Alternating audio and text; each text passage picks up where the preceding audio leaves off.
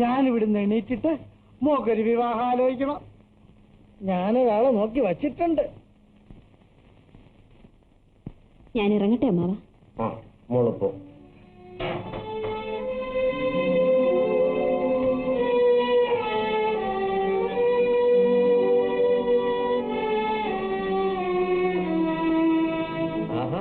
പോയില്ലേ ഇതുവരെ? ഞാൻ കരുതി പോയിരിക്കുന്നു. എന്തും വിചാരിക്കാമല്ലോ. ഏതായാലും ഇക്കണക്കിന് അച്ഛനെ കൊണ്ട് കാർ വിൽപ്പിക്കുമെന്നാ തോന്നണം. എന്താ എന്ത് കേൾക്കുന്നു? കരവും പിടിക്കും.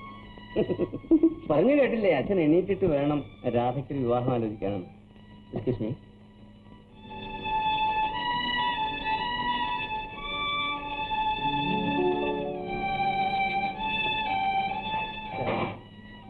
എന്റെ അച്ഛനെ ശുശ്രൂഷിച്ച ആളിന് ഒരു കാപ്പിയെങ്കിലും കൊടുക്കണ്ടേ?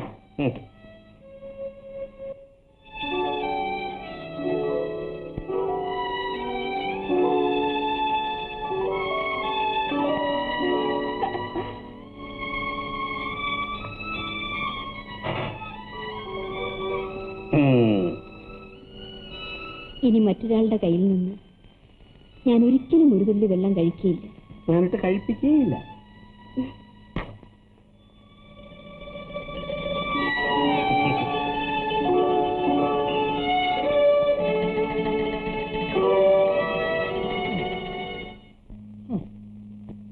ഇന്നും അവളിവിടെ വന്ന് ഇഞ്ചക്ഷൻ തന്നിരുന്നു. എന്നിട്ട് ആശയം ചോദിച്ചില്ലേ? ഇല്ലോ. അപ്പൊ അത് മനഃപൂർവ്വം തന്ത്രപൂർവ്വം ഒഴിഞ്ഞു മാറുന്നതായിരുന്നു. എന്റെ തന്ത്രം എന്ന് പറഞ്ഞാലും ശരി, ഇത് ഞാൻ വിശ്വസിക്കില്ല. എവിടെ പോണു? എനിക്ക് മനസ്സിലായിരുന്നു. അവിടെ ഇരി. ആശാനെ, എന്നെ തീരെ അങ്ങ് ബൊമ്മയാക്കി കളയരുത്, പറഞ്ഞേക്കാം. വേണ്ട, ഇതാ ഈ പ്രപഞ്ചത്തിൽ നിന്നും ഒരു പ്രേമ തൊഴിലാളി കൂടി അസ്തമിക്കാൻ പോകുന്നു. ആ വർഗബോധമുള്ള ന്യൂസ് പേപ്പർ ഏജൻസികളെ സംഘടിക്കുവീൻ. നിങ്ങൾക്ക് നഷ്ടപ്പെടുവാൻ വെറും വേദനകൾ മാത്രം, നേടുവാനോ ഒന്നാം തരം വിവാഹങ്ങൾ. പുരുഷനല്ല സ്ത്രീ.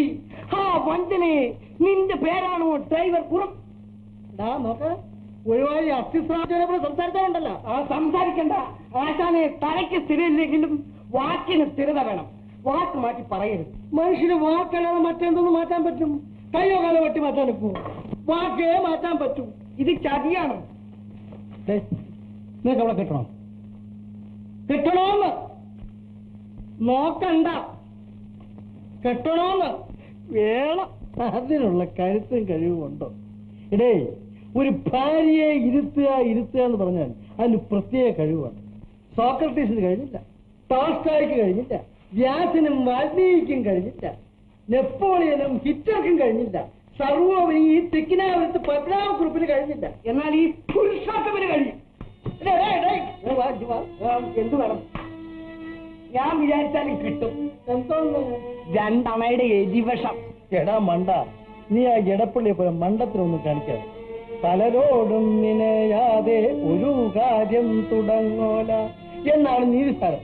നീ ഒരു കാര്യം ചെയ്, നീ പോയി വിവാഹം ചെയ്ത 2-3 പേരോട് ചോദിക്കും, എന്തോന്ന് വിവാഹം നല്ലതോ ചീത്തയോ. അതിൽ 2 പേരെങ്കിലും നല്ലതെന്ന് പറഞ്ഞാൽ അപ്പം ഞാൻ നടത്തില്ല. തീർച്ച.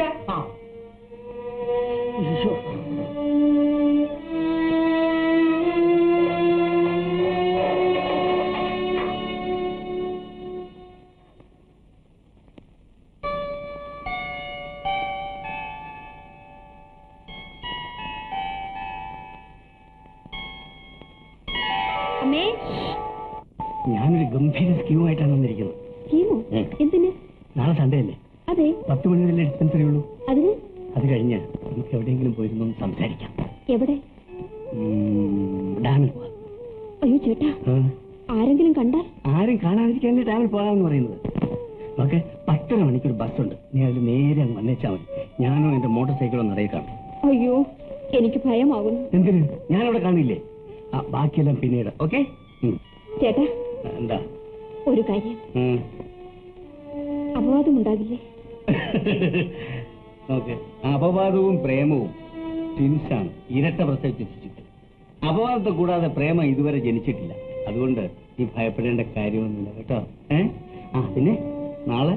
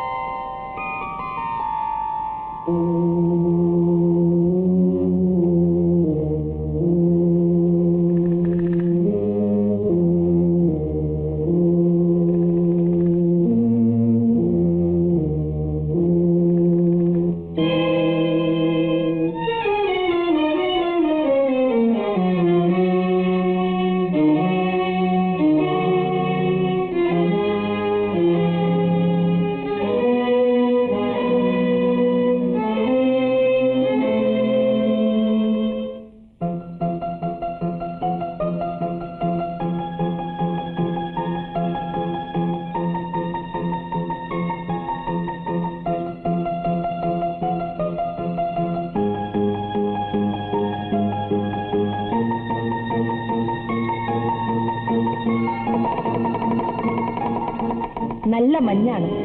ടവലെടുത്ത് തലയിട്ടുകൊണ്ട് പുറത്തിറങ്ങണം. ഞാന് പുറത്തെന്തോ ഒരു ശബ്ദം കേട്ടു. അതെ, ഞാനും കേട്ടു. അച്ഛനെ ഒറ്റ വീണായിരിക്കും. ആയിരിക്കും.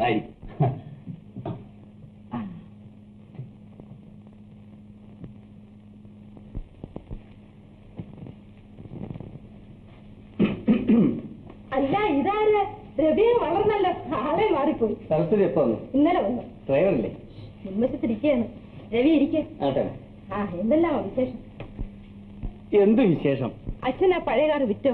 അയ്യോ, അത് വിൽക്കാനോ? അരിവെപ്പും അച്ഛൻ തന്നെ. ഒന്നിനും ഒരു മാറ്റവുമില്ല. അപ്പോഴേ ആളുകളെ കൊണ്ട് അപവാദം പറയിക്കാതെ വേഗം ഒരു കല്യാണം കഴിക്കണ്ടേ? എല്ലാവരും കല്യാണം കഴിക്കണ്ടേ എന്ന് ചോദിക്കുന്നതല്ലാതെ കല്യാണം നടത്തി തരാൻ ആരുമില്ല. വീരുക്കൾ ഇങ്ങനെ പഴി പറഞ്ഞോണ്ട് നടക്കും. എന്താ, ഞാനിപ്പോ ഉറപ്പിക്കട്ടെ? സമ്മതാണോ രവിക്ക്? വരട്ടെ, ഇതിന് ചില കാലങ്ങളുണ്ട്, ഞാൻ പറയാം.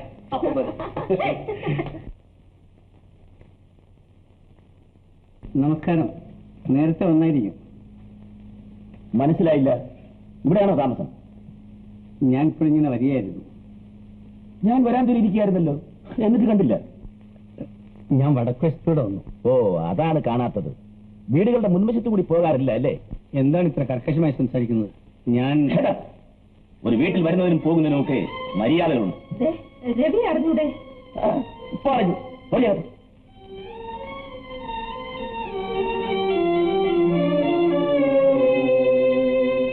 ആരാണ് ഇയാൾ? അയ്യോ, അറിയില്ലേ? ഡ്രൈവർ കുറുപ്പമ്മാവന്റെ മകൻ. ഓഹോ, അമ്മാവന്റെ മകൻ. നല്ല മര്യാദക്കാരനാ. വടക്ക് വശത്ത് സ്വാതന്ത്ര്യമുള്ളവരെല്ലാം മര്യാദക്കാരാണ്. മുൻവശത്തിരിക്കുന്ന ഞാൻ ധിക്കാരി. എന്തിനാ ചേട്ടാ ഇങ്ങനെയൊക്കെ പറയുന്നു? പക്ഷേ മേലാൽ ഇത് ആവർത്തിക്കരുത്, പറഞ്ഞേക്കാം. എനിക്ക് വേണ്ടിയല്ല, നിങ്ങൾക്ക് വേണ്ടി. അയ്യോ, അങ്ങനെയൊന്നുമല്ല. രവി പാവമാണ്. സമ്മതിച്ചിരിക്കുന്നു. ഇന്ന് സന്ധ്യയ്ക്ക് പോകണം. ഇന്നോ? 2 ദിവസം നിൽക്കാന്നല്ലേ പറഞ്ഞത്? ഇപ്പോൾ അത് വേണ്ടെന്ന് തോന്നുന്നു.